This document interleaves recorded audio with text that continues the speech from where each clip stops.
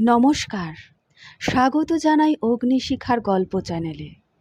আপনারা শুনছেন একটি কাল্পনিক ভৌতিক গল্প। এটি প্রতিলিপি থেকে সংগৃহীত রত্না হালদারের লেখা অসাধারণ কাহিনী প্রতাপগড়ের বৌরানী। গল্প পাঠে স্বয়ং আমি অগ্নিশিখা। প্রিয় শ্রোতা বন্ধুরা, যারা এখনও অগ্নিশিখার গল্প চ্যানেলটি সাবস্ক্রাইব করেননি, তারা দয়া করে সাবস্ক্রাইব করে বেল আইকনটি প্রেস করে দেবেন। আর হ্যাঁ, আপনাদের কেমন লাগছে তা জানাতে কিন্তু ভুলবেন না। তাহলে শুরু করছি গল্পের তৃতীয় পর্ব।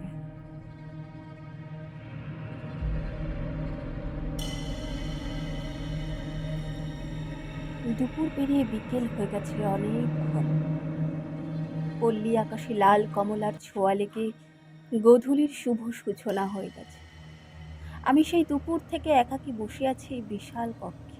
কেউ আসেনি নববধূর কাছে তার কোনো খোঁজ খবর নিতে। এমনকি এক গ্লাস জলও কেউ দিয়ে যায়নি। মামার বাড়িতে মামির কৃপায় না খেয়ে থাকার অভ্যাসটা হয়ে গিয়েছিল, কিন্তু জল না খেয়ে থাকে কি করে? এ বাড়িতে আসা পর্যন্ত কেউ একটু জল খেতেও দেয়নি আমাকে। জল দেয়া তো দূর, কাউকে তো দেখলামই না। এদিকে তেষ্টায় বুক ফেটে যাচ্ছে। কি যে করি, কাউকে ডাকবো কিনা ভাবছি। ঠিক তখনই ঘরের ভেজানো দরজাটা ঠেলে ভেতরে এলেন আমার পিসি শাশুড়ি। ওনার পিছনে একজন মাঝ বয়সী মহিলা, হাতের রূপোর রেকাবে অনেক ফল আর মিষ্টি নিয়ে এসেছেন। মহিলার চেহারা দেখে বুঝলাম উনি এই রাজবাড়ির পরিচারিকা, কিন্তু মহিলাটির দৃষ্টি অসম্ভব অদ্ভুত। ঘরে এসে পিসি শাশুড়ি আমার হাতে একজোড়া পান্না খচিত বালা ধরিয়ে দিলেন। রুক্ষ স্বরে বললেন, নতুন বউয়ের মুখ দেখে কিছু দিতে হয়, তাই এটা দিলাম। তোমার শাশুড়ির জিনিস, সাবধানে রেখো, বুঝলে? ওনার গলা শুনেই স্পষ্ট বোঝা গেল আমার ওপর উনি এতটুকুও প্রসন্ন নন। কিন্তু এতে কি সত্যি আমার কোনো দোষ আছে? এরপরে পাশে দাঁড়িয়ে থাকা পরিচারিকার উদ্দেশ্যে তীক্ষ্ণ কণ্ঠে বললেন, বাসন্তী, হা করে দাঁড়িয়ে না থেকে সামনের টেবিলে খাবারের থালাটা রাখতে পারছিস না? বাসন্তী নামের মহিলাটি বাস্তবিক এতক্ষণ স্থির দৃষ্টিতে আমাকেই দেখে চলেছিল। পিসি শাশুড়ির কথায় ঘোর ভেঙে হাতের টেকাবি নামিয়ে আমার সামনের টেবিলে রেখে দিল। এরপর পিসি শাশুড়ি আবার ওনাকে আদেশ দেন, বাকি জিনিসগুলো নিয়ে আয়। বাসন্তী মাথা নিচু করে চলে গেল। এরপর উনি আবার আমার দিকে বেশ কড়া দৃষ্টি এনে বললেন, এখন যেমন দরজা আধ খোলা অবস্থায় রেখে দিয়েছিলে, রাতে কিন্তু তেমনটা করো না। শোবার আগে ভালো করে দরজা জানালা বন্ধ করে শোবে। আর রাত্রে যদি বাইরে থেকে কোনো শব্দ পাও, তবে মনের ভুলেও দরজা খুলো না। এই বাড়িতে থাকতে গেলে কৌতূহল কম করে থাকতে হবে, বুঝেছো? আমি ওনার কথা ঠিক মানে না বুঝলেও মাথা নাড়িয়ে সম্মতি জানালাম। মনে কিন্তু প্রশ্ন আর কৌতূহল দানা বেঁধে উঠতে লাগলো। রাতে এমন কি হয় এই বাড়িতে, যার জন্য উনি আমাকে এমন কথা বললেন? বাসন্তীর হঠাৎ আগমনে আমার চিন্তায় ছেদ পড়ল। দেখি আবার একটা ট্রেতে করে রূপোর গ্লাসে সাদা পানীয়, সম্ভবত দুধ, আর এক জগ জল এনে আগের মতোই টেবিলে রাখলেন। ওর দৃষ্টি কিন্তু এখনো আমার দিকে নিবদ্ধ, আর সেই দৃষ্টিতে আমার অস্বস্তি হচ্ছে। আমার অবস্থা দেখে হয়তো পিসি শাশুড়ি বুঝলেন, আর তাই বাজখাই গলায় চেঁচিয়ে উঠে বাসন্তীকে বললেন, তখন থেকে দাঁড়িয়ে দাঁড়িয়ে হাঁ করে কি দেখছিস অবাগির বেটি? বলি, চোখ দিয়ে কি গিলে খাবি নাকি?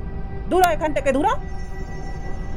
ওনার কথাগুলো শুনে আমি চমকে উঠলাম, আর যাকে বলা হলো সেই বাসন্তী তো পড়িমড়ি করে ঘর থেকে বেরিয়ে গেল। এবারে আমার দিকে ঘুরে সেই বাজখাই সুরেই বললেন, দেখো বাপু, তুমি রূপসী, এটা অজ গ্রাম। এখানে অনেক কিছু জিনিস আছে যা তুমি জানো না, আর তোমার না জানাই মঙ্গল। যদি নিজের ভালো চাও তবে ঘরের থেকে বেশি বেরোবার চেষ্টা করো না, ঠিক আছে? ওনার কথার মধ্যে স্পষ্ট একটা সতর্কবাণী ছিল, তা বুঝলাম। উনি আবার বললেন, বাসন্তী বোবা, কথা বলতে পারে না, তবে কানে শুনতে পায়। যদি কিছু দরকার হয় তবে ওকে ডেকে নিও, কেমন? এই বলে উনি চলে গেলেন। আমার কেন জানি না মনে হচ্ছে এই বাড়ির সব কিছুই ভীষণ অদ্ভুত, রহস্যে মোড়া। আমি যেন বিয়ে হয়ে স্বামীর গৃহে নয়, বরং কোনো এক রহস্যময় পাতালপুরীর অন্ধকার প্রেত লোকে চলে এসেছি। এখানে সব কিছু সাদা চোখে ঠিক মনে হলেও অন্তরের চোখে বিচার করলে বোঝা যায় এখানে পুরোটাই অস্বাভাবিক। সব থেকে বেশি অস্বাভাবিক লাগলো এই পিসি শাশুড়িকে।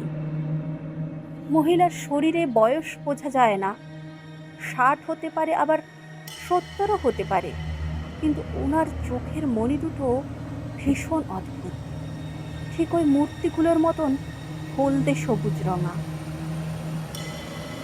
ওনার কথার ধরনটাও ঠিক নয়, সব কথাতে কেমন যেন একটা হুমকি ভরা আভাস।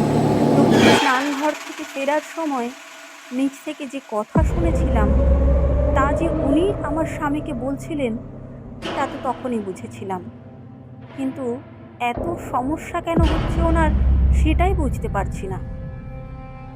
যা হোক, সবে তো কয়েক ঘন্টা হলো এসেছি, এত বেশি চিন্তা করে তো আর লাভ নেই। থাকতে যখন এখানেই হবে তখন রহস্য যাই হোক ঠিক বেরোবে। গতকাল থেকে প্রায় না খাওয়া, তাই খিদে ভীষণ পেয়েছে, কিন্তু মিষ্টি খেতে মন চাইছে না, তাহলে গা গুড়িয়ে এসে হয়তোবা বমি হয়ে যাবে। তাই কিছু ফল আর দুধটুকু খেলাম, মিষ্টি ছুঁয়েও দেখলাম না। আমার খাওয়া হতেই হঠাৎ বাসন্তী এসে ঘরে ঢুকলো, যেন হাওয়া ফুঁড়ে বেরিয়ে এলো। বড় বড় চোখে খানিকক্ষণ আমার দিকে চেয়ে থেকেই এঁটো থালা আর গ্লাসটা নিয়ে চলে গেল। মিথ্যে বলবো না, এমন অদ্ভুত আচরণে আমি সাময়িক ভয় পেয়ে গিয়েছিলাম। আর দেরি না করে উঠে গিয়ে দরজাটা লাগিয়ে খিল তুলে দিলাম। প্রবল উত্তেজনায় বুকের মাঝে এখনো ঢিপ ঢিপ করছে, কিন্তু খুব বেশিক্ষণ এই ভয় আমার থাকলো না। হঠাৎ করেই মনে হলো পিসিমাই ওকে আড়ালে দাঁড়িয়ে আমার ওপর নজর রাখতে বলেননি তো। কথাটা মনে আসতেই খুব খারাপ লাগলো। গরিবের মেয়েকে এনে এমন অপমান করার কি খুব দরকার ছিল এদের? মনের দুঃখে হোক বা শারীরিক শ্রান্তিতে দু চোখ আমার বুঝিয়ে আসছিল। নরম বিছানায় বসে ততোধিক নরম বালিশে মাথা রাখার সাথে সাথেই ঘুমে আমার দু চোখ জড়িয়ে এলো।